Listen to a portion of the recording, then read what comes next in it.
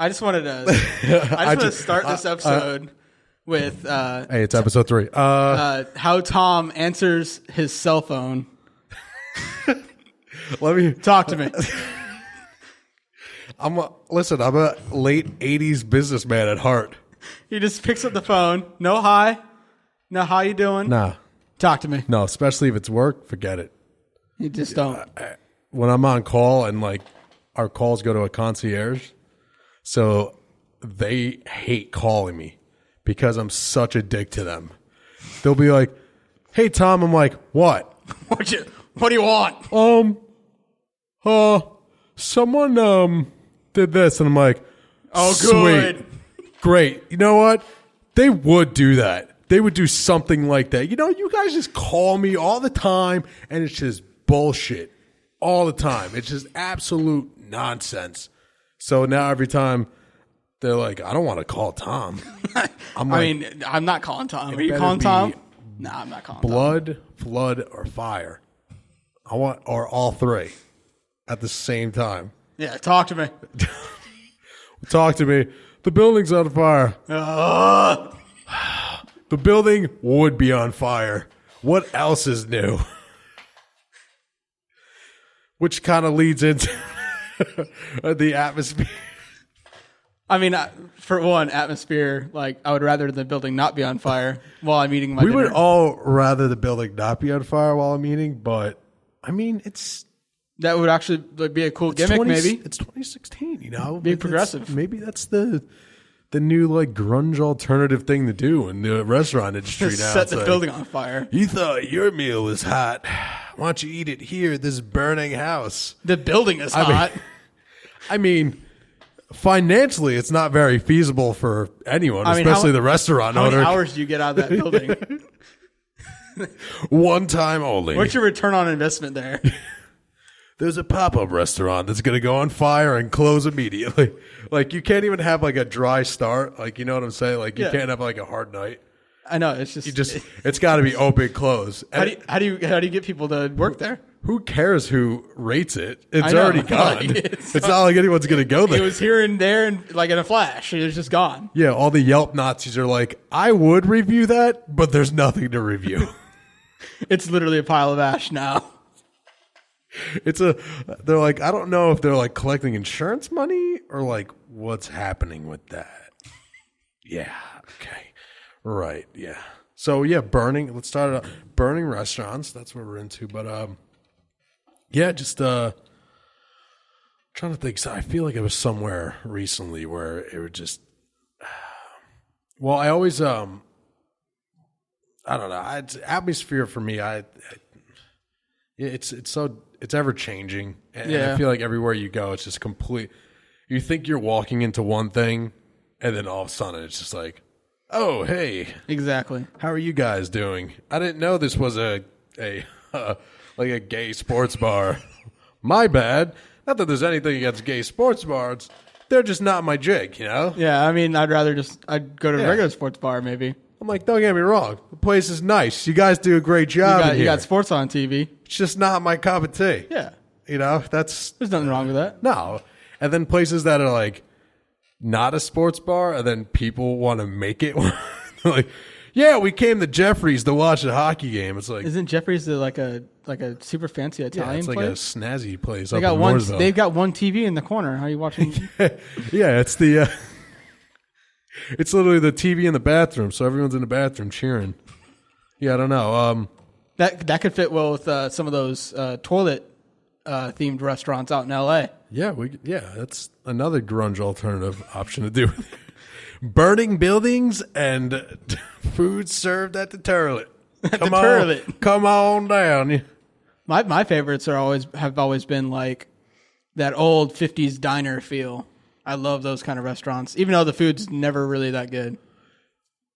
Yeah, they try to build off this like burgers and fries cuisine. Yeah. If you're gonna do that, you can't expand much off the burgers and fries. If you're gonna do that, do it well. Yeah, your burgers got to be, because like when we were, on the first time we were talking, like, if that's what you're like, whatever you're basing your company around, you better be goddamn good at it. Yeah. Because if you're not, you're going to be like, everyone's going to go, oh, that was like if I'm going to a 50s restaurant and I get a burger and it's garbage. Yeah, I mean, like, that's just...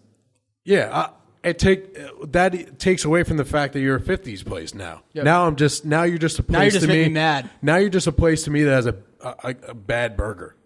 Yeah. It's not even like, I don't even talk about you being like a 50s theme anymore. Now I'm talking about this place is a bad burger. Exactly. So then it just completely takes away from your whole theme. It's like if you're going to go to a Mexican restaurant and you have bad Mexican food, like can't handle it. I don't care how many people you got singing in the corner.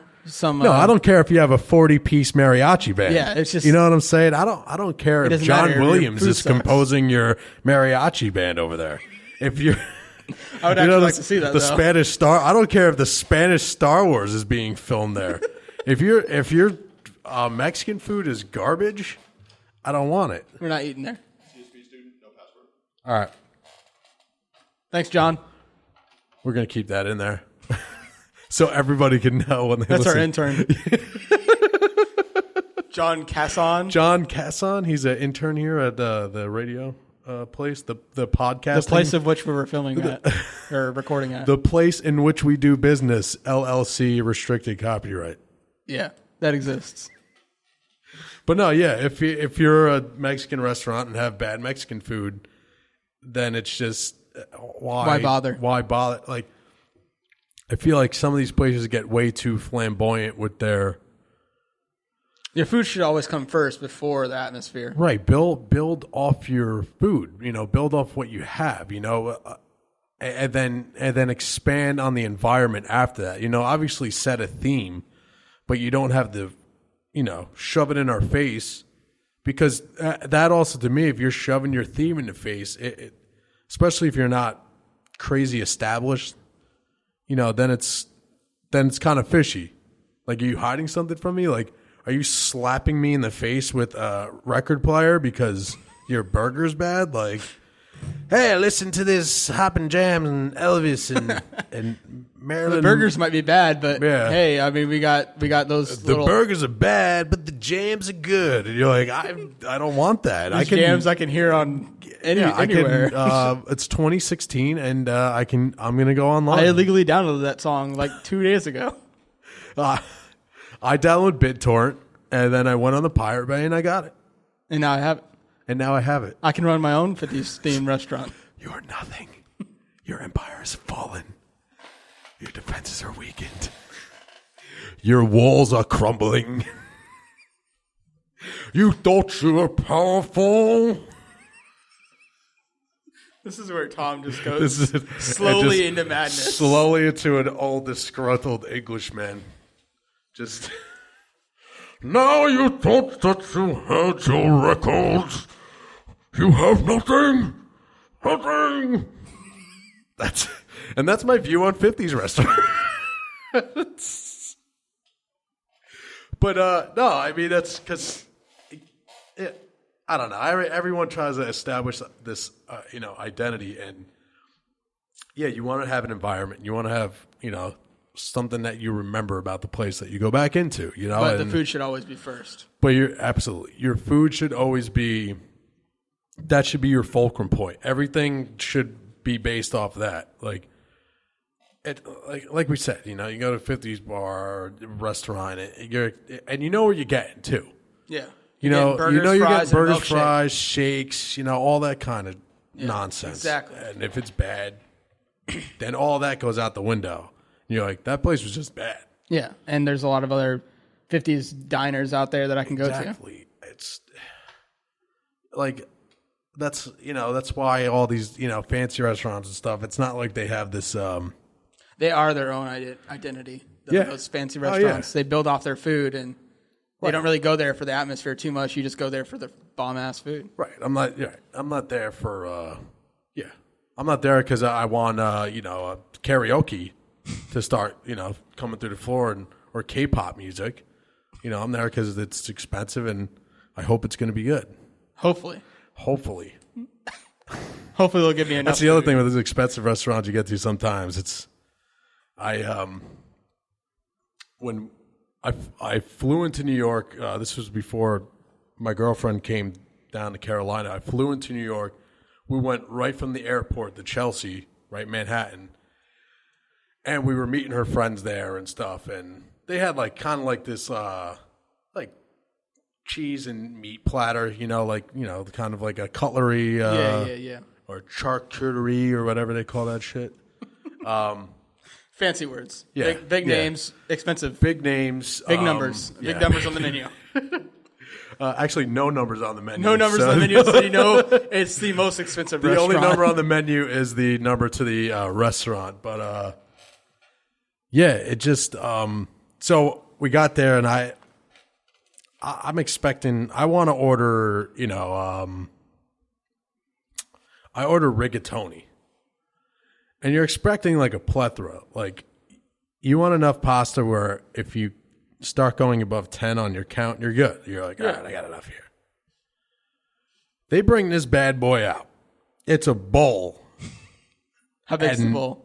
It's one of those bowls that's like maybe it's got probably about like a quarter-inch depth of it. Oh, and the rest is like, the side is like flattened out. Yeah. Like those real exaggerated bowls. So you're already not fitting a lot in there. No. I counted 7 rigatoni in this bowl. Not enough. Mind you, my girlfriend's fiance was like, I'm like, how much did I give you? And he's like, no, don't worry about it. He's like, enough. He's like, I eat a lot, and it's a good amount. And I'm like, yeah, but I mean, you're not me, you're not. But you really eat a lot, Right. So I'm like, all right, you can't go wrong with the pasta. That comes out 7 of these son of a bitches. I'm like, sweet. My girlfriend gets some like chicken, I don't know, half rotisserie chicken thing with like these mashed potatoes, but it was a mashed potato puree, so they were cold. What? So I'm like, Cold mashed potatoes? I want cold mashed potatoes? Like, no. And like the chicken was cold, and I'm like, nah, I'm good. This is fine dining. I had like one Jameson on the rocks, and she had maybe like a glass of wine or two. And we didn't even pay for the meat and cheese thing. No. I mean, we got there after the fact. Yeah. So we walk out of there. I'm $150 deep. I haven't even gotten home yet. I just got off the plane. I'm like, good Lord. That's when you know, like, that's like the worst feeling ever. You're just like walking out of a restaurant and you're just unsatisfied. And don't get me wrong. Like, I'm in Chelsea, in Manhattan. I know I'm going to be spending money. Exactly. Like, I know going in. I'm not going in thinking, oh, it's going to be $10 a meal. No, I'm not an idiot. I know going in. I'm like, all right, I'm probably going to spend, $1.20, something like that. Yeah. $1.50, and I get 7 rigatoni. It's the most expensive rigatoni I've ever gotten in my life. But was it even good? No, it wasn't even good. Yeah. Pasta is something that you like. All those low restaurants that just slather a bunch on their plate. That's the place to go. That's it. Yeah. Like I want to. You can't mess up pasta too bad. Yeah. Like I want to like maybe take like a quarter out and be done, and then I'm like, shit, I got a ton more to go, but I can't eat it. I'm too full. I'm packing this for home. And then to add on top of all that mess, we're going. I had parked the car in one of the parking garages. So I go down there, and it's literally, you walk in this little encased office in the garage that has all glass, and then they're behind glass inside this office. So it's my girlfriend and I, and then this guy and like his kids. So I'm like, all right. I walk up the thing and give me my ticket. I'm like, all right, how much is it going to be? Guy's like, $50. I'm like, it's just me and her. I just got one car. He's not with me. And the guy's like, no, it's $50. It's I'm like, you heard me right. Shock. All right, well. So $200 later, I get back home and I go right to the deli in town, and I go right to the diner in town, and I'm like, I get like a bison burger with fries, all this other shit. It was like $13. Perfect. And I'm sitting there and I'm like, I'm all fat and happy. Stomach's hurting. I'm like a rich Roman guy, just. I'm like, I'm done. The meal before that, no, that was $200. I literally, the bag of peanuts on the U.S. Airways flight passed me over more than that shit meals. So yeah, that's my experience with the fun of Fine dining. the fun of fine dining at 50s Diner. We went on a long rabbit trail there, but I like We it. did, but I love it. I love it. So yeah, take a bite of that. Take a bite of that. Is that Talk to just me. the worst motto? And then take a bite of that.